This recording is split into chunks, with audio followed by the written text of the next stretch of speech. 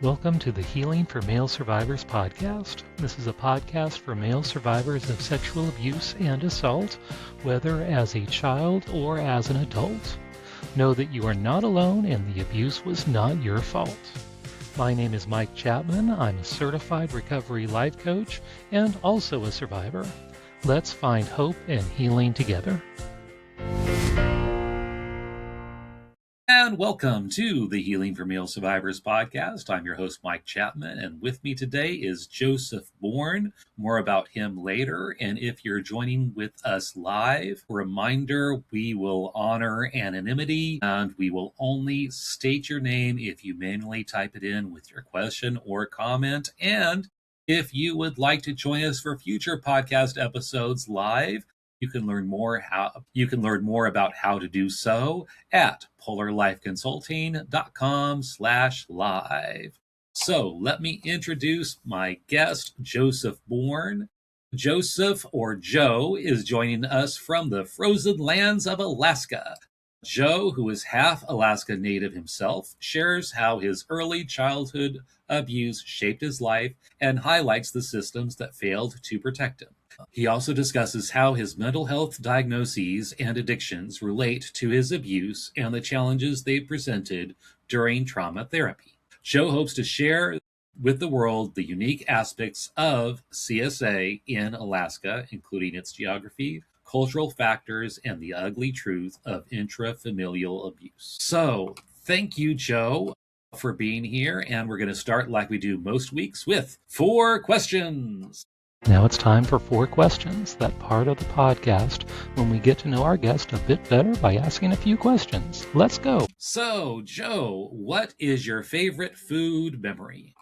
Favorite food memory? It's actually a funny one. We were on vacation in Hawaii, my family and I. I was about 8, 9, and I ordered pizza because I love pizza, and I love to put Parmesan cheese on my pizza, but I put salt, and I dogpiled it because I love Parmesan cheese. And my mom did not believe me that I did it on accident. She was convinced it was on purpose. But they made me another pizza and all was fine. But yeah, that for some reason I always remember that one. That's funny. That reminds me, when my daughter was younger, she had this salt fixation. And we'd go to a restaurant and they would like the Parmesan cheese sprinkled on everything. But then she would take the salt shaker and put like a layer of salt. I mean, not enough so you could see it, but significant amount of salt on her pizza and eat it. It's so gross, but she did all the time. She eventually outgrew it, but yeah, that was a thing, and she really loved that salt. But yeah, especially loved the parm on it too. And also reminds me, she started a thing. The dog that I have now was hers to start with, and she would put Parmesan cheese, sprinkle it on his food to get him to eat it because of the little smell of the parm.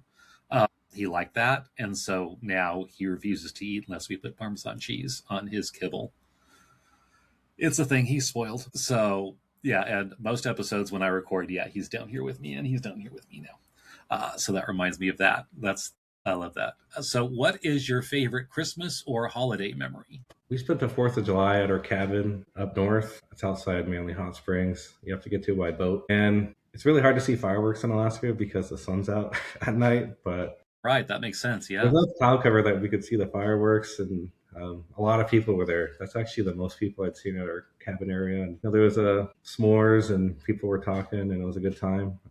Get to play with a bunch of other kids. Yeah, right. Yeah. So what do they do? I mean, because you can sure shoot it off just when the sun's as dark as it would get, even though it's not setting, I suppose. And they just set them off anyway, or they just set them off anyway, and you pretend it's really beautiful. Yeah, my neighborhood, they'll set them off from noon until midnight. They don't care, and you just don't see them as brightly during the day. But wow, yeah, I never thought about that. Interesting. So, what is your favorite scripture or any inspirational quote that has helped you on your spiritual journey, and what about it speaks to you? It's one of my favorite ones since I was a kid. Ecclesiastes 3:1. I got to read it though. For everything there is a season and a time for every matter under heaven. It just reminds me that there's a purpose in everything, and I just have to remember there's a place for me in it. Right. Yeah. Yep, absolutely. Yeah, I do like that verse. So, what is your favorite church or house of worship memory? Probably my baptism a few years ago. Okay. It was really, everyone I wanted there was there, and the church was really small, but very kind, and the water was not cold, which I was thankful for. Right. And Yeah.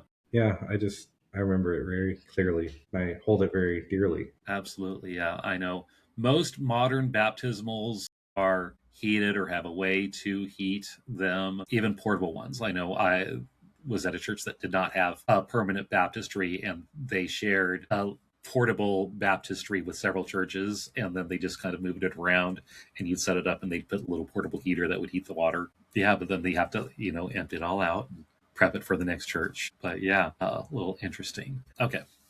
So let me know about your story, your abuse history, however much you'd like to share. And then I'd like for you to discuss your healing journey, what things you've tried that have worked, what things you've tried that hasn't worked. Because sometimes we try things that aren't always successful, maybe successful for other people, but not successful for you. And then from there, what you're doing now and anything else you want to mention. And let's see, I know you're in your young 30s, like 33? 34. 34. Wow. Okay.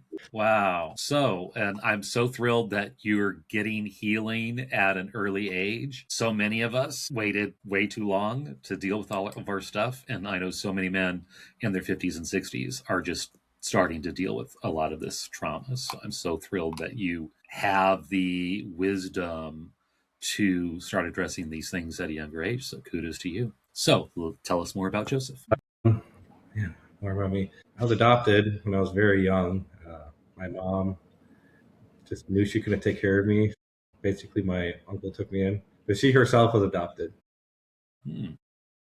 Interesting dynamic there. So I came to Alaska when I was 11 days old or something like that. And 11 days old? Yeah, I was very young. Wow. Yeah. I grew up in North Pole, Alaska. It's not as far north as you think it is. It's actually in the middle. Right.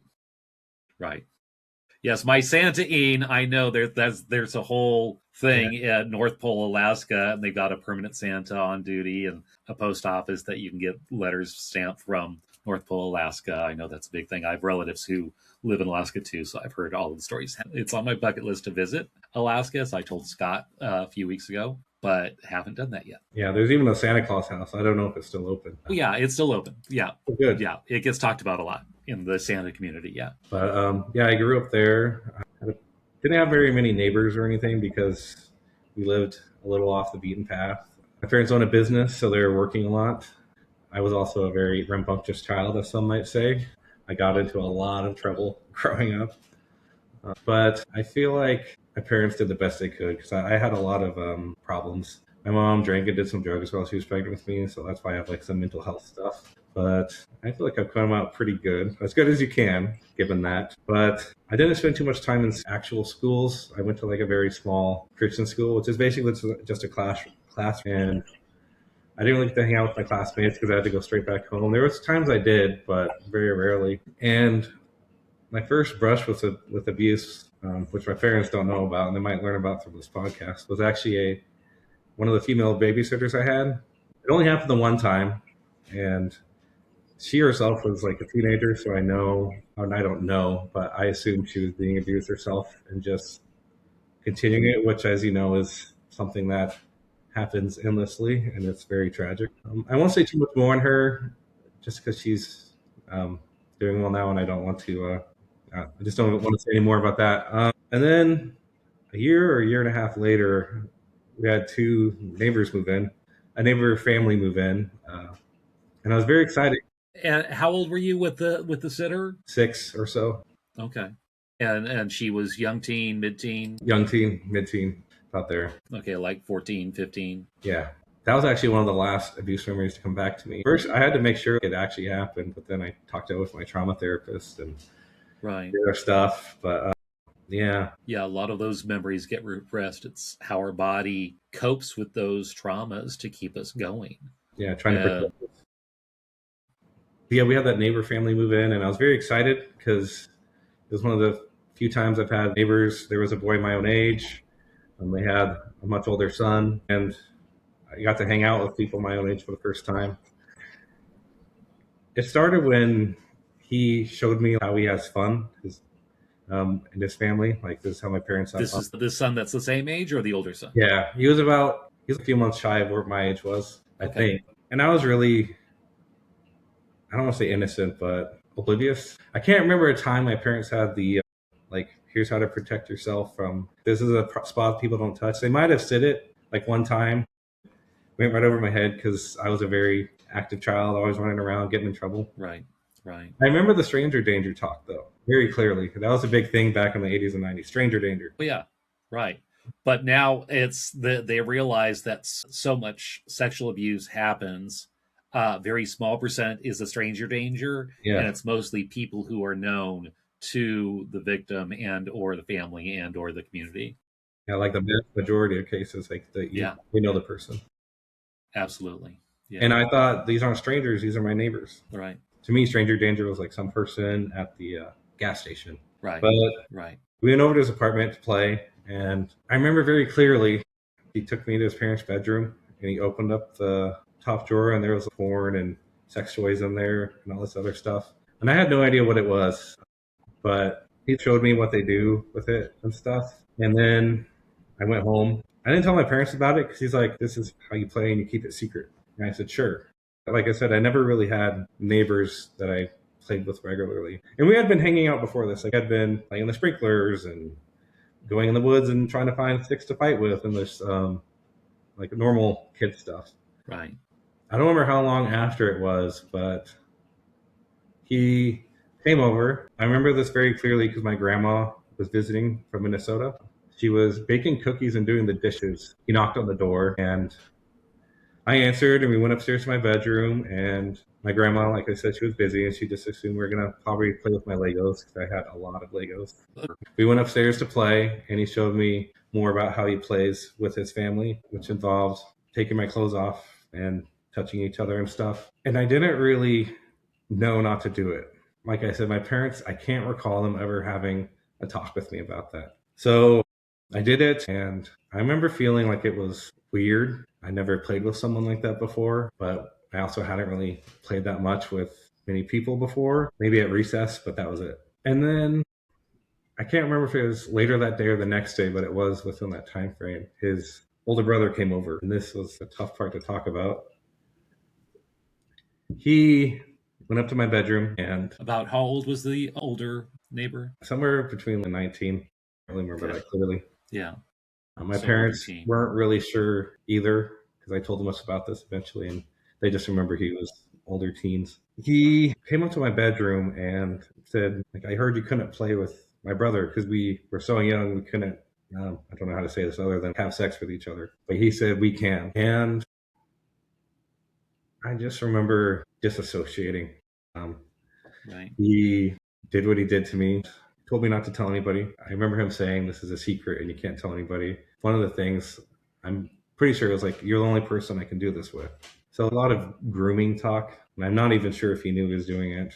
I don't need to know, but that was the start of the abuse. Right. It was very traumatizing.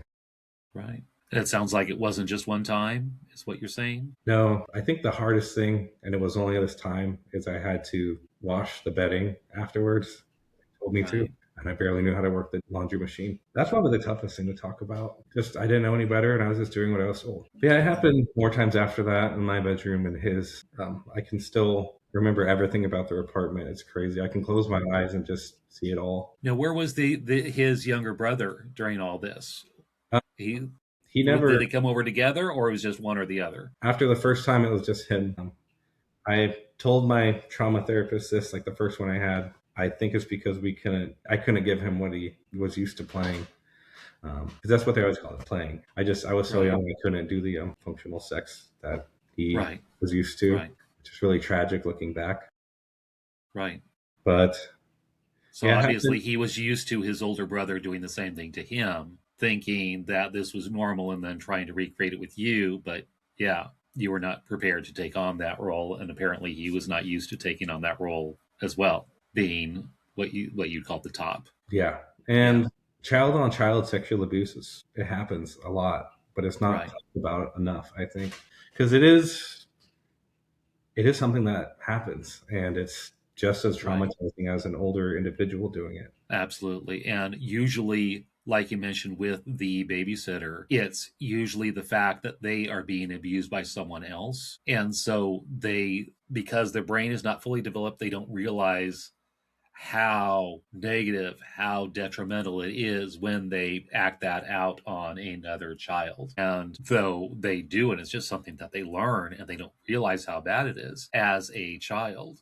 So doesn't necessarily excuse the behavior, it explains it, and they're more acting out from their own woundedness than trying to abuse. But then when you get to older teen, especially he's right around adulthood, it's like, okay, even though our minds aren't fully baked until like 25 to be able to fully make all those reasoning things, still, yeah, if you're legal adult, then it changes. But if you're underage, then it's like, okay, yeah, it gets more difficult to determine. But yeah, so chances are this older boy was obviously being abused by someone else as well. So Yeah, I strongly suspect that given what I know about the family. right, And it was really hard for us to know it was wrong because we were so young. And if you're told to keep it a secret, I did because while the abuse was happening, also I was excited to have neighbors, and it's just right, very complicated. It's a very complicated dynamic. Like abuse is happening, but it's not always when we hang out or get together, play right, together with abuse. And it's looking back, it's just very complicated, and right. Because you still have the especially positive interactions of having the friend, someone your own age that you can hang out with, but then all this negative stuff happens too, especially with the older brother. Once the older brother started doing stuff to you, did the younger brother continue to engage, or did he break off at that point? no, he did sometimes, and it wasn't. We just weren't trying to recreate what the sex. We were just not just. We were following each other or just being naked around each other. It wasn't. I don't want to say that wasn't traumatizing because it was, but compared to what the older brother was doing, it was not as harmful. There's aspects of this abuse that were really hard to accept. One of them was, and I knew this when I first started doing the trauma therapy, because that's suppressed a lot of these memories, but they kept poking throughout adulthood. Ooh, I hope I don't cry at this part. When I did stuff with my first trauma therapist, we were doing EMDR, and I remember we were going through some of the first abuses I had, and I can still like see the room, the pictures on the dresser, the blue bedding with triangles all over it. The blinds were closed, but not all the way. The white carpet, but there's a video camera in the corner of one of the rooms, and it was very hard for me to accept that. And I kept it from everybody for a while because I wasn't ready to talk about it myself. And I maybe nothing happened with it because it was in the parents, but it's difficult to remember that. The hardest thing was accepting the possibility that there's CSAM of me out there. Right. Have And you followed up? Because I know for my own story, I got a hold of the National Center for Missing and Exploited Children, and they do have a database of everything that they've been able to procure off of the dark web or any kind of prosecution involving CSAM, child sexual abuse materials, which is now what they call child porn. And I gave them a photo of me at the age that I was abused and trafficked to see if materials were created and then found. And they took all the information, took my statement. Nothing came up on their initial search, which they didn't get back to me for like a year. But they said they would contact me if anything else happened, but I never heard back from anyone.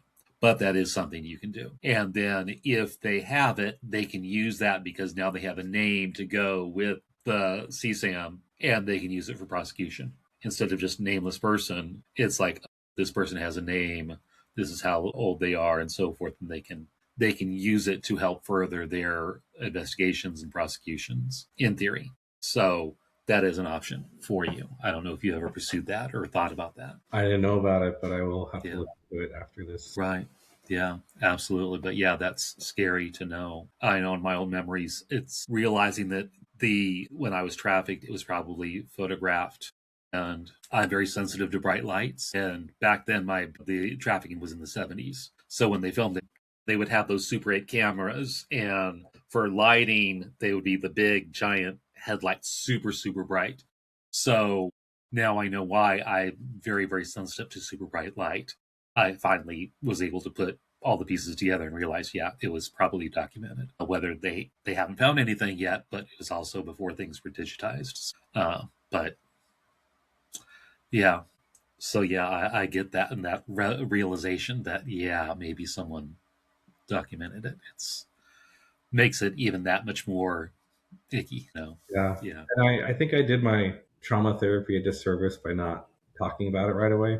I did. Right. Trauma therapy is great and it's still ongoing, but we worked through a lot. For some reason, I just wasn't ready to confront that. This is actually, I'd only told 3 people before this, and now I'm just mentioning on the podcast, which was really scary, Right. but I'm glad I did. Yeah. Right. Yeah. Yeah, it's horrifying. It just moves it a level up of the badness. It's realizing not only is it happening, it's kind of still happening if that is getting passed to person to person to person to person. It's like the abuse is still happening. You're still being taken advantage of. Yeah, it's horrifying to think about. But yeah, yeah, yeah. So I get that. Absolutely. So yeah, you realize the camera's there. When did this eventually stop with this neighbor boy? I'm not really sure how many times it directly happened. I remember some of them instances of abuse, other ones are a lot more murky. Some other stuff happened with the family, and then they had to move. My parents owned the apartment they were renting, and like I said, other things happened, and then my dad said, "You're leaving," and then they left. Was it they were behind on rent, or did something illegal happen, or do you know what the story was behind that, or are you able to share it? I do. I won't say too much on it because it's not my experience or story, but Okay. they had been abusing another child. Okay. My parents haven't really said too much about it. I was really nervous when I told them all about all this. Right. And a lot of what they said, I've forgotten. I'm going to have to call them and talk about it. But I Right. think, yeah, he said, "You're fucking leaving." And then they left the next day. Because they were abusing their own children, or they got caught abusing an outside child? I'm not sure, but I just know they were abusing another child. And my dad said, "You're leaving." And then he said, "I think they left the next day or the day after." And I was sad, but I was also happy. It's very confusing. But right. Yeah, because you are losing that friend that you were able to bond with, even though some of it was kind of a trauma bond. But yeah, you had so much in common with him.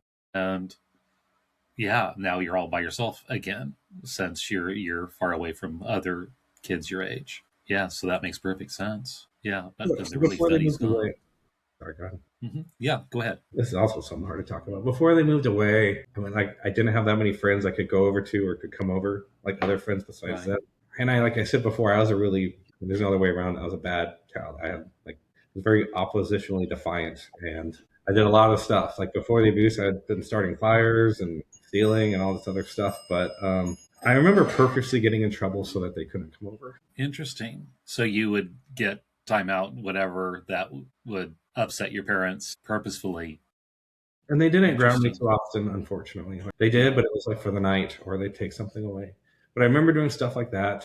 The younger boy would, like I said, we play with my Legos a lot. So I remember peeing in my Legos. Peeing in your Legos? Wow. That was it, because my Legos were all in a white tub. I remember this very clearly. I remember peeing in them so that we couldn't play with them.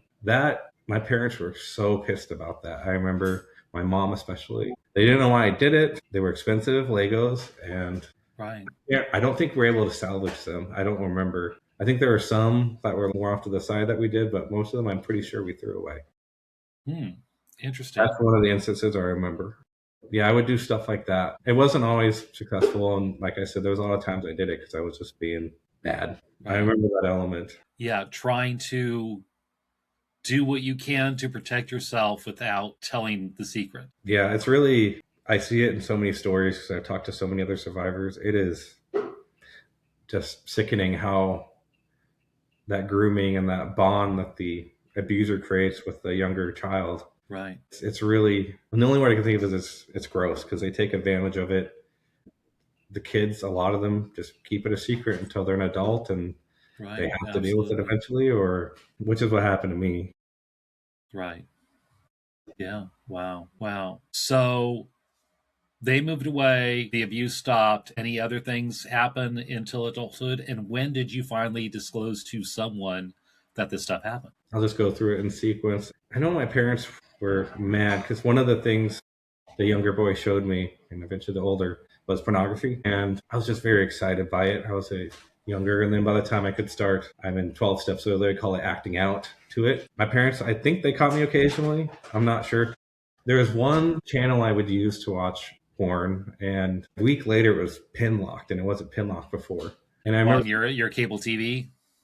there's something else with the computer, and then I lost access to it. Like, it was locked. So my parents were intervening, I think, but they weren't addressing the issue directly. I'm not sure why. Right. Right. But the pornography was a growing problem, especially given I was so young. And there was a point where the abuse had done so much trauma to me, and I was already had so many behavioral health problems at that time, as they would say. The two just compounded each other, and I was doing a lot of bad things, especially as the teenagers went on. It goes into conduct disorder, which I won't say too much on because I'm an adult now and I have a job and I don't want to get into too much detail. Right. Right. Kind of culminated into trying to tell my parents when I was 13 or 14. I think I was 14 because I was working at I used to go to Christian camp, and I worked there this summer as a dishwasher, and I liked it. Came out as gay to the camp director, and then 2 days later, the next day, my parents showed up. We had this big meeting in her cottage. I remember telling them, "Hey, I'm gay." And I started telling them about what happened with the younger brother. I could see they were upset and disbelieving. I don't know if the camp director gave them a heads up why they're coming out or not. I saw my mom especially just start closing off. I think one of the phrases she repeated a lot was, "You're just playing house." Confused me a lot because I was trying to tell her about what the younger brother and I did. And she was just saying, "You were just playing house." At the time, I didn't know how to phrase it, but it was really, what's the word? Not devaluing, but making it smaller than it actually was. Minimizing, yes. Thank you. Yes, minimizing. Yeah. Before I could really start telling about what happened with the older brother, they just shut down. They shut down the conversation. "You're not gay. Didn't happen." They alternated between "didn't happen" and "you were playing house." Right. At that point, I'm pretty sure that's when I just tried to repress everything because that's what my parents wanted. Or in my mind, I thought that's what they wanted. I think if they knew what happened with the older brother, they would have wanted to know immediately. Right. And it was not safe for you to continue to disclose. That's how for a lot of men, I think any survivor of abuse, when you go to disclose, you kind of do it in little chunks and test the waters and see how do they take that. Pretty good, safe, okay, they'll give them a little bit more. But if it's like you give a little chunk and it's like instant shutdown, okay, I'm going to just put this over here. And sorry. I tried that with my own mom and just do a little chunk, instant shutdown. She didn't want to deal with it. Okay, not going to talk about that. So you do what you have to do to keep yourself safe, including disclosing, even when it's someone that you love, family members. If it's not safe to disclose, protect yourself. There's no, you have to tell these people because they're important in your life. No, you don't. You tell who you need to tell when it's safe for you, when it's helpful for you, and you have the power and the right to decide when you're telling. Absolutely. So continue. I think at that moment is where, I'll just say it's frightening how quickly I've repressed everything. Right. It didn't take very long. I thought my parents don't want to hear it. It's not safe to tell anyone else. I'm supposed to keep it a secret anyways. And at that time, I had figured out what had happened. Like, I'd been sexually abused, but it sounds silly, but there was a TV show called Degrassi that helped me realize, hey, I'd been sexually abused. I actually really appreciate that show. They talked about a lot of tough topics, and I owe it a lot for sexual assault being a big part of it. Well, not a big part, but some of the focuses. Yeah, I've heard of Degrassi. It was on for over 14 seasons. A long time. Like that. Probably too long. Long time, yeah. And then they just bring in more casts and so forth. But very popular. It was based out of Canada, I believe. But they played it in the U.S., I remember. Not my demographic, but I'm familiar with it. And I know it was obviously quite popular. So, So that's good that they hit on those storylines, I learned this isn't safe to talk about. You're less of a man if you talk about it. So just repress it all. And I feel comfortable saying some of it, but like I said, I'd been not a great teenager up to that point. There was quite a bit of bad behavior compounded by the abuse, I'm sure. So my parents decided to send me away to a kind of like a boarding school to try to shape me up. I actually, aside from one incident I'm going to talk about, I loved it. We spent so much time outdoors. Classes were fun. Was this also in Alaska or in another it state was or in Washington, Washington State? Okay. so kind of the state right next closest to Alaska. Right. Right. I had a lot of fun there. I did some trade classes. I remember it very fondly, except for one of my roommates. I had moved down towards the end of my stay. This is a tough one to talk about. I hadn't told a soul until I went to a place to get some help. And then after I told them, I got really suicidal, so I had to go to this like psych ward for 3 days. It's really freeing to talk about it right now, but it's also scary. I was raped by my roommate, and it was very traumatizing. It was emasculating. It was everything. You're still a teenager at this time, like 13, 14? 14, 15, I think. Okay, 14, 15. And the roommate was about the same age? A little older. I had to be at least 15 because I'd been there a year. So you've been 16, 17. Yeah. The thing I remember most about it is crawling back to my bed. And it was just very painful. Like the whole experience, physically, mentally, spiritually. Right. I vividly remember crawling. That's like hands and knees on my belly, just clawing my way back to my bed. And I didn't tell anybody, nobody, until I went to, I call it treatment. I'll probably talk about that in a little bit. Right. It feels really good to talk about it now, but it's also scary. Right. Yeah. So sorry that happened. Like I said, it was just really emasculating. And at the time, that's how I felt. Right. Did you stay in that room with him as your roommate? And how long, or were you able to move out or get him moved out? I had to stay with him. He didn't ever do anything again. I remember calling my parents, begging them to let me come back home.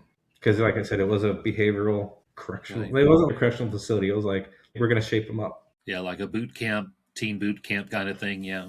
Yeah, I remember getting on the phone with them, I don't know how many times, maybe 3, and just absolutely begging. And they relented. They leaned on the place I was at to discharge me or let me graduate, as they put it. And then I graduated and I went back home. I was still kind of a bad kid after that. So right. I ended up having to move out and like pretty soon. And the conduct disorder. How long did you stay with the roommate before they were able to get you out? A couple of weeks, a couple of months? Or do you remember? I think it was about a month. Wow. I would say 4 to 6 weeks. Wow. It was tough to see him. What was really tough is kind of like with the situation with the family from when I was much younger. Right. That was the only, I don't want to say the only, that was the event that was really bad and traumatizing, but everything else wasn't. Right. And you never told a soul there at the school while you were there? I never told a soul until I was 33 or 32. Wow. Wow. And now I just told everybody. Yeah. So my parents, I'm so glad they let me come home. I was terrified. I think right after that is the first time I got in trouble. I don't remember what they called it, but if you were really, really bad, you had to move rocks from one side of this field to the other. And I like prided myself that I hadn't done it. I'm pretty sure pretty soon after that, I did something really bad, probably because I'd been assaulted and I had to do that. Right. So you purposefully acted out it wasn't purposefully. I think I was traumatized and I misbehaved. I don't remember what I did. Yeah. I remember having to move those rocks. Yeah, that did not help with the child sexual abuse, which I had pushed down by then. Right. And I'm just going to speak in general, my whole adult life and teenage years. There's so much, even if I pushed it down, stuff was bleeding through. Like, I hate being in a closed room. I hate it. If it's big enough and someone else is in there with me, like, I don't care if the door's closed. And that's not always true. But anywhere I've worked, some people say, like, I like the door open. Where I live now, I try to keep the doors open, which my roommate's been very kind about. I hate being in enclosed rooms. That's one of them. Yeah, I like rooms closed. If someone's like standing, I used to work in an office with cubicles and open air. I mean, they only went up like 6 feet high. The cubicle walls, 5-6 feet. And if someone was standing blocking me, that's the only exit. That's the only way I can get out. And they're like standing in the exit of my cubicle, knowing they can't get out. That it freaks me out, especially if it's confrontational. If it's someone I know, they fine. But if it's confrontational or whatever, it's like, okay, it's like extra dramatic because, yeah, I can understand. Scary. Yeah. And understanding your trauma and understanding how you respond to it and recognizing it. So then when it happens or prevent it, no, I really need to keep the door open and to be able to communicate that to others. Like, yeah, can we keep the door open? I just don't, I've got a thing I don't feel safe. You don't have to say why, but you can say, yeah, I don't care for that. Or realizing, oh, someone standing, yeah, I'm really upset with them. Oh, because they were blocking the door. Oh, that's why I got so upset because, yeah, okay. I was getting triggered. And understanding that, that's part of the healing as well. Absolutely. Yes. So, what other things were you going to mention? Closed doors, what else? Just more on the closed doors. I've been very blessed to work. I was medical for a long time, and I worked in a lot of open spaces. And even when the door was just closed, it wasn't that I would start freaking out, but the hairs back here would stand up, and you'd get that tiny little chill. It wasn't until I really started doing the trauma therapy I realized why. Because in a lot of the memories, my older primary abuser is smiling as he closes the door. Ooh, yeah. And I finally understood why closed doors do that to me. Some of the other things were it's hard to think of. I was quiet a lot. I mean, I would talk a lot, but it was very surface level because I didn't want people to start Right. asking questions, which I mean, some people do in general, but I noticed a lot of other survivors have done that, or they just stay silent. Right. It's protection. It's like, yeah, you've got to wear the protective mask. And it's like, oh, okay, well, this is my, okay, not see all my trauma and all my issues. Okay. All right. And we'll just keep it up here. But yeah, yeah, it's a protection thing for sure. Yeah. After I'd moved out, up until that point, I had done just a lot of bad things as a teenager. I'm comfortable saying some of them. Like I'm saying this one because my parents know already, but and this was when I was not fully an adult yet, really. Right. One that bleeds into early adulthood. Like forging checks was one of them. A little bit of joyriding, just stuff like that. It's Right. called conduct disorder, and then that's why I have a further diagnosis as an adult. I learned to like keep up a little bit. I took what I from boarding school. I tried to apply it to my adult life. Not very Right. well, but I tried. And I hadn't addressed the trauma yet. I had pretty much pushed it all down now. I Right. like Right.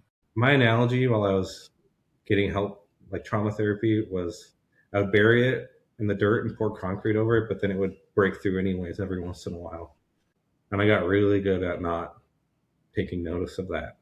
But the way I started coping with that and just forgetting it was, I mean, society would call it like an addiction, like porn and sex were my addictions. It was a big problem. I see them more as a compulsion thing, but it really took off when I was 22. And I lost my virginity. Consensually. On that, just a quick note, I can't say much about it, but when I was getting trauma therapy, one of the things I would write was that the abuse and then my first consensual kiss, my first consensual time of sex. And someone came up to me after and they're like, that's fucking heartbreaking that you had to specify. And I just went to my room and I cried. Yeah.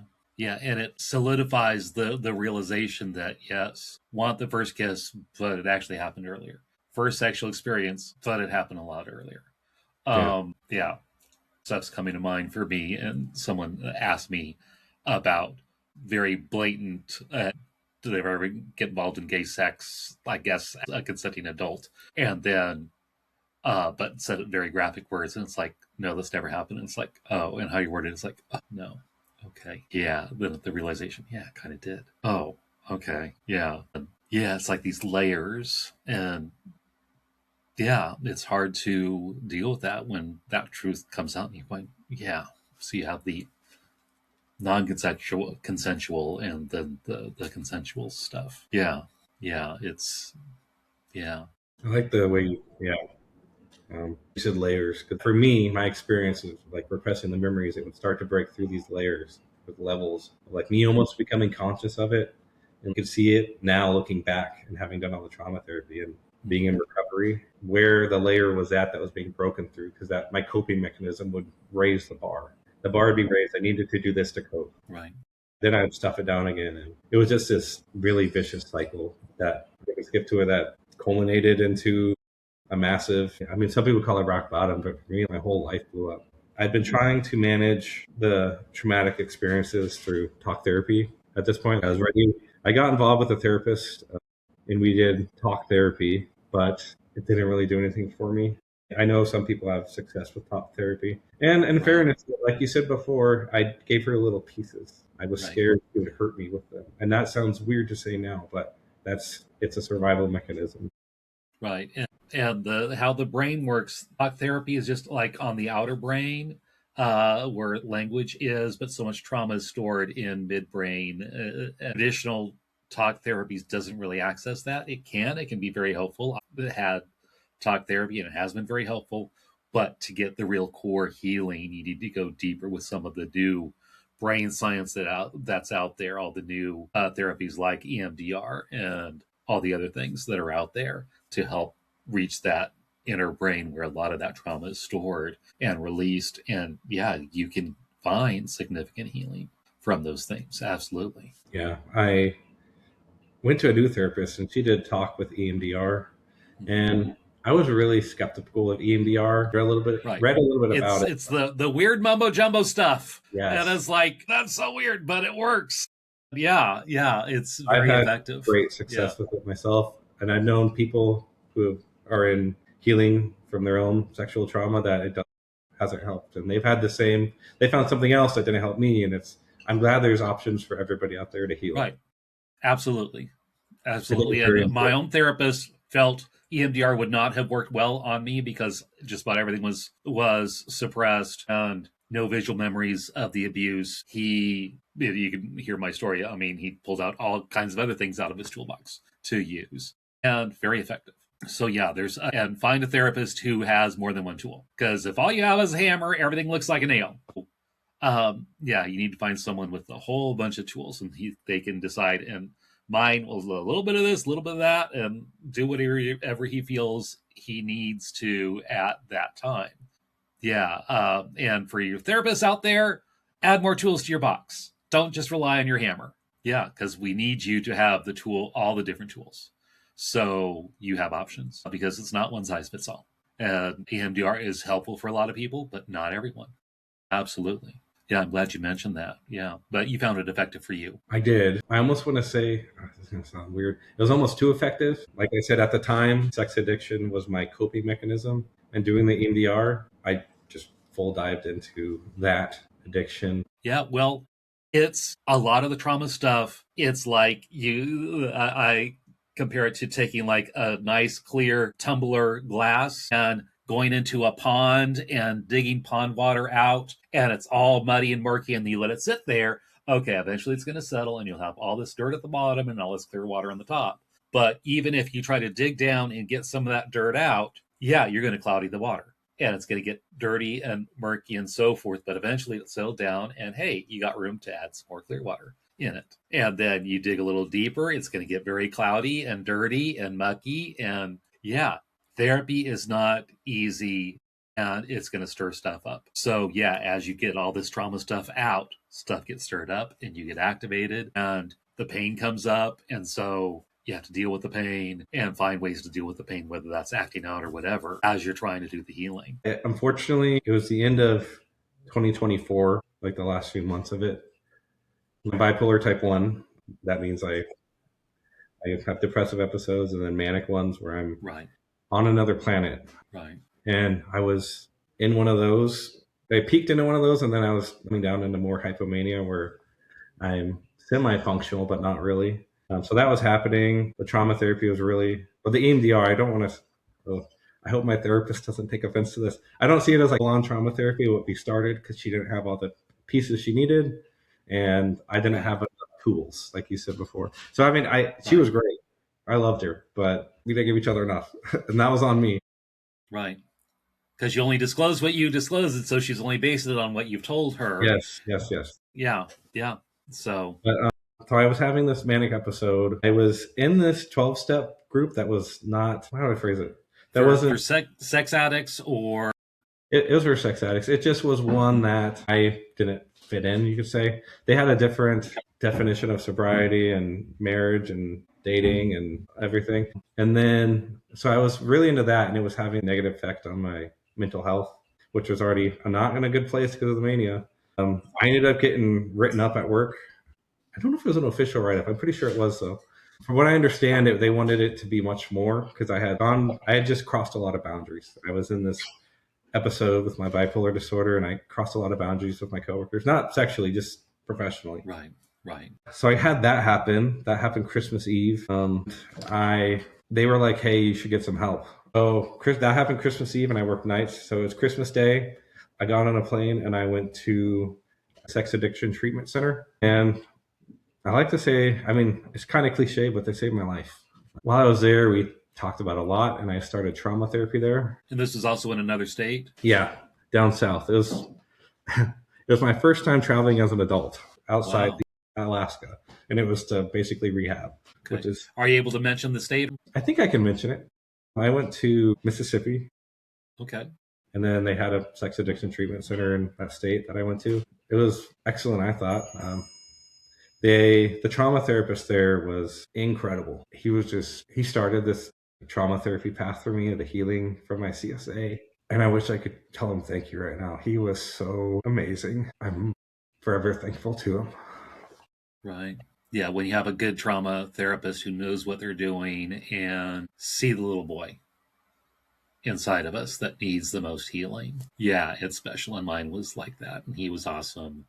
Yeah, we got to the point. It's like, can I give you a hug? Yes, you give me a hug. So yes, we'll hug, which a lot of therapists won't do, but he will. And yeah, we're got a kind of a friendship.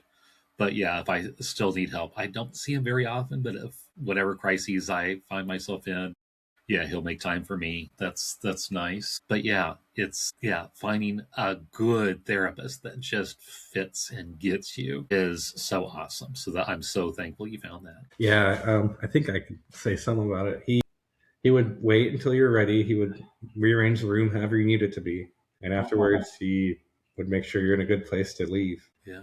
I said he was just amazing because he did EMDR and it worked really well for me. Right. Trying to think of what I can say. I signed a lot of non-disclosure agreements, believe it or not. My primary therapist was really cool too. It wasn't just him. She was amazing Right. too. Although I wouldn't let her know that because she was really tough on me. Yeah. I met a lot of great people there. I still talk to a lot of them. There's a few that I talk to Nice. pretty much 4 or 5 times a week. Wow. I consider them brothers and I love them and Right. very thankful for them. There's a big difference between the Joseph who went into treatment and the Joseph who came out of treatment. Nice. And then I had to continue the trauma therapy when I got back home to Alaska. I found a CSAT, certified sex addiction therapist, who took my insurance. There's actually only 2 in this whole state. Wow. He does really good with trauma therapy, and we began working together. He was pretty integral to my healing. He reminded me a lot of the therapist from treatment, the trauma therapist there. So it flowed really well from him to my CSAT. He did EMDR, he did talk, he does quite a few things. But yeah, there's been some hiccups. There was hiccups in the healing journey last year because I got back last March, started working again, started trauma therapy. I actually saw my CSAT the day I got back. Got off the flight at 4 and I met him at 10. I didn't waste any time. Yeah, he's been great. There's been quite a few hurdles. I mean, there's been trouble with my recovery. I had a manic episode last summer, and it took us a few weeks to get me back to a spot where we could even pick up where we left off. Right. With therapy. Yeah, there's been financial hurdles once, which is right now. But yeah, that therapist is amazing. Excellent. So yeah, any other things that you've tried for healing, maybe outside of the therapy setting, that you found that has helped you in your healing? Oddly enough, Zen Buddhism, which I don't really agree with a lot. I don't know. I don't say I agree. I don't really practice, but the meditation stuff from them has been really great. I had a lot of trouble meditating at treatment, which was every morning, but I picked it up better since I left. Yeah, I found that to be very healing because meditation for me is just emptying the mind, and then at the end of it, stuff comes up, usually work or trauma or just whatever, and I just get to. A lot of faiths have similar practices of mindfulness, focusing less on yourself and more on other things. That helps to clear your mind, absolutely, and yeah, that can be very, very helpful. Yeah. I find 12-step very difficult, but I am in a 12-step group, and they've been really great too. Right. There's people in sex addiction 12-step groups, all of them, who have been abused, kids too. And I'm allowed to share, like, you can't go into graphic detail, but I can mention this is really tough for me today, and then people can relate. Right. Yeah. And then that's been pretty much it. I mostly just do the EMDR, the talk therapy, and some Right. drawing and stuff. I do a lot, but yeah. Yeah, I know doing anything creative, whether it's art or music or poetry or story writing or whatever it is, something where you can create, it really helps. And those creative juices are also that midbrain and often right brain where the trauma is stored, also is in the right brain. That finding some kind of creative outlet helps to stir those things out and get stuff out. Absolutely. So drawing, anything artistic can help. And yeah, yeah. And I love the term neuroplasticity, Yeah. which means, yeah, our brains can continue to form new synapses and rewire itself, work around the trauma and help you heal by forming all those new synapses and whatnot. And it's just so encouraging to know that, yeah, even old folks like me can learn new ways of doing things and retrain our brains to overcome all this trauma. So that's excellent. So, in closing, what's one word of wisdom or advice you could give to that survivor out there listening to us today? I guess most related to me is you're not stuck back in the experience. You're not living in that anymore. It may be affecting your life now, but you're not back there. You're not a little kid right now. And when you're ready, there's a way to not feel like that anymore. Absolutely. There's hope, there's healing can be found. Even in Alaska, where there's less than 1 million people in the whole state. Yep. Yeah, you can find healing. It's out there for sure. Sometimes you have to seek it out, but it's out there for sure. Absolutely. Thank you so much, Joseph, for sharing your story and sharing your heart. And with that, we'll see you next time on the Healing for Male Survivors podcast. If you would like to learn more about my coaching with Polar Live Consulting, where I provide one-on-one coaching and group coaching, both with a focus on healing for male survivors, reach out to me at polarliveconsulting.com. That is Polar spelled P-O-L-A-R. I would love to hear from you. I want to hear your story. If you would like your story featured on this podcast, contact me via my website.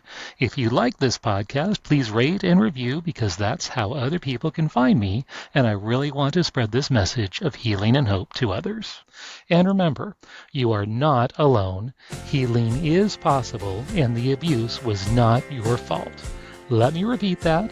The abuse was not your fault. See you next time on the Healing for Male Survivors podcast.